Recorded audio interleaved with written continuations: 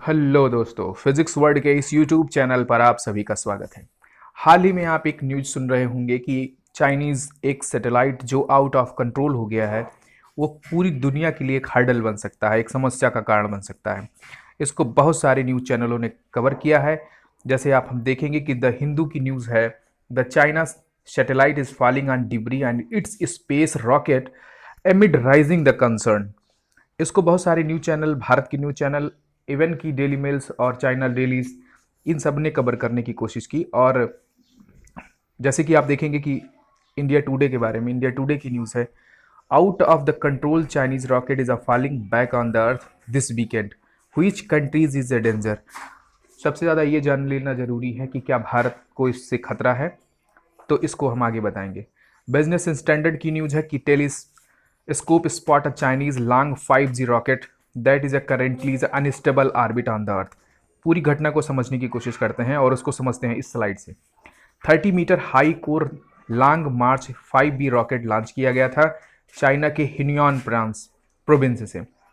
लेकिन हुआ क्या कि ये एक इंटरनेशनल स्पेस सेंटर बनाया जा रहा है चाइना के द्वारा, और उसके लिए ढेर सारे इंस्ट्रूमेंट भेजे जा रहे थे। सैटेलाइट इंस्ट्रूमेंट पहुंचाने के बाद जब रॉकेट पुनः वापस लौट रहा था, तभी वो आउट ऑफ कंट्रोल हो गया। इसको समझने के लिए इसको और थोड़ा आसानी से समझते हैं। जैसे कि सोलर सिस्टम है, सोलर सिस्टम में सारे प्लैनेट अपने ऑर्बिट के अराउंड मूव कर रहे हुए होते हैं, और जितने भी प्लैनेट होते हैं उनकी अपनी खुद की सैटेलाइट्स होते हैं। कुछ मैन मेड होते हैं, कुछ नेचुरल सैटेलाइट्स होती हैं। तो मैन मेड सैटेलाइट जो होती हैं, उसका इस्तेमाल हम अपनी दिनचर्या के और भौतिक उपयोग के लिए किया जाता है। तो सैटेलाइट्स होती हैं, इन्हीं सैटेलाइट्स का इस्तेमाल करके हम अपने जियोग्राफिकल लोकेशंस, मिलिट्री पर्पज और बहुत सारी चीज़ों में हम इनका इस्तेमाल करते हैं। लेकिन इन्हीं सैटेलाइटों की तरह हम एक पूरी दुनिया के बड़े बड़े वैज्ञानिक और जो हाई एडवांस टेक्नोलॉजी से लैस देश हैं, उन्होंने एक बनाने की कोशिश की थी international space centre. International space centre इस मैन मेड यानी मनुष्य के द्वारा बनाया जाने वाला सबसे महंगा प्रोजेक्ट होता है। और जो इस समय इंटरनेशनल स्पेस सेंटर है, इसकी पूरी लागत $100 बिलियन है, और इसके रख रखाव में तकरीबन $60 बिलियन का खर्चा आता है। उसी तरीके से इसको बनाने में दुनिया के 5 खास देश, अमेरिका और जापान, रसिया और कनाडा और यूरोपीय यूनियन शामिल थे। इनकी अलग अलग एजेंसीज़ हैं, इनकी अलग अलग एजेंसीज़ जो कि एग्ज़ाम में काफ़ी बार पूछा जाता है, उसको जान लेते हैं। जैसे जानते हैं कि अमेरिका की सबसे चर्चित नासा, रशिया की कॉस्मॉस, जापान की जैक्सा और यूरोपियन यूनियन की ESA और कनाडा की CSAC, ये सारी जो एडवांस टेक्नोलॉजी की यूरोपीय एजेंसीज़ हैं, इन्होंने मिलकर इंटरनेशनल स्पेस सेंटर को बनाया। इसमें भारत और चाइना जैसे देश शामिल नहीं हैं। फिर ये प्रश्न उठता है कि क्या कोई देश अपना खुद का पर्सनल स्पेस स्टेशन बना सकता है? हाँ, बिल्कुल बना सकता है। जब USSR था, तो USSR के दौरान USSR ने अपने खुद के स्पेस सेंटर बनाए थे, जिसको उसने 1986 में लॉन्च किया था। लेकिन इसके रख रखाव का खर्चा और जो इसके देश थे, इन्हीं से वसूला जाता था। लेकिन हुआ क्या कि जब USSR टूट गया, तो USSR टूटने के बाद इस सैटेलाइट जो जो स्पेस सेंटर था USSR का, उसको डिस्ट्रॉय कर दिया गया। ये माना जाता है कि ये रसिया की सबसे बड़ी भूल थी। इस रसिया की सबसे बड़ी भूल थी। अगर ये चीज़ें ना होती तो आज रसिया अपने स्पेस सेंटर का इस्तेमाल करता, और उस स्पेस सेंटर का इस्तेमाल कर कर वो आज भी एक बड़ी पावर बन के सबके सामने उभरता। लेकिन फिर समस्या क्या हुई? अभी हाल ही में एक न्यूज़ आपको सुनने में मिल रही होगी कि रशिया जो है, वो इंटरनेशनल स्पेस स्टेशन की जो सोसाइटी बनाई गई थी 5 देशों की, उन पांचों देशों की सोसाइटी से बाहर निकलने की कोशिश कर रहा है। यानी वो इंटरनेशनल स्पेस सेंटर की जो स्टेशन की जो पूरे ग्रुप थे, उससे बाहर निकल जाएगा, और धीरे धीरे करके वो 2025 तक निकल जाएगा। ऐसा इस वजह से क्योंकि अभी हाल ही में एक न्यूज पाई गई थी कि रसिया ने स्पेस से ही एक रॉकेट लॉन्च किया था, और उसने किसी दूसरे देश की किसी सैटेलाइट को मार गिराया था। इससे पूरी इंटरनेशनल जो लॉबी है, जो इंटरनेशनल स्पेस सेंटर के जो बड़े बड़े देश हैं, उनको इस चीज़ का डर है कि जो रशिया है वो इंटरनेशनल स्पेस सेंटर का इस्तेमाल मिलिट्री पर्पज़ के लिए कर रहा है। इसलिए उसके ऊपर बहुत सारे आरोप लगाए जा रहे थे और इसके बिहाफ पे आकर रशिया ने इंटरनेशनल स्पेस सेंटर को छोड़ दिया।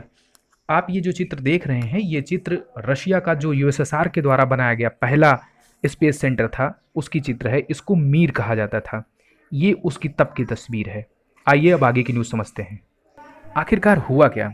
वास्तव में जब इंटरनेशनल स्पेस सेंटर बनाने की कोशिश की जाती है तो यहाँ से बहुत सारे जो इक्विपमेंट होते हैं उनको सैटेलाइट्स पे रखकर अंतरिक्ष में ले जाया जाता है और बाद में जब ये सारे इक्विपमेंट्स पहुंच जाते हैं, इसके जो पूरे स्पेस सेंटर के छोटे छोटे जो टुकड़े होते हैं, जब वो वहाँ पर पहुंच जाते हैं तो उनको फिर बाद में वहाँ पे असेंबल कर दिया जाता है।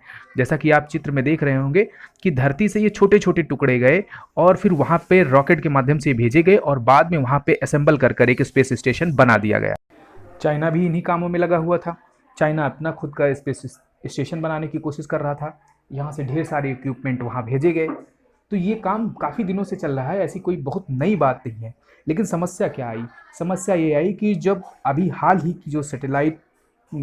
की जो रॉकेट गया जिसने बहुत बड़े एक इक्विपमेंट को जो चाइना का स्पेस सेंटर है उसका जो एक बड़ा इक्विपमेंट है उसको लेकर जब हमारे यहाँ का चाइना का रॉकेट गया तो उसको वहाँ स्पेस में छोड़ने के बाद जब वो वापस लौट रहा था तभी से उसका नियंत्रण चाइना के स्पेस एजेंसी से छूट गया और जिससे ये प्रिडिक्ट नहीं हो पा रहा है कि वो जो मलबा यानी जो रॉकेट वापस लौटा है, जिसको चाइना का उद्देश्य ये था कि इसको ले जाकर समुद्र में कहीं किसी दूर जगह पे डिस्ट्रॉय कर देते, वो उसका संपर्क टूट गया है और उसके संपर्क टूटने के कारण ये प्रिडिक्ट नहीं हो पा रहा है कि वो कहाँ पर गिर। ज़्यादातर वैज्ञानिकों का ये मानना है कि अगर ये नॉर्थ हेमिस्फीयर में गिरेगा तो ये अमेरिका और कनाडा और उससे सटे हुए कुछ देशों के पास गिरेगा और अगर ये दक्षिणी ध्रुव पे गिरता है यानी साउथ हेमिस्फीयर में गिरता है तो इससे सबसे ज़्यादा नुकसान होने की संभावना न्यूजीलैंड के पास है।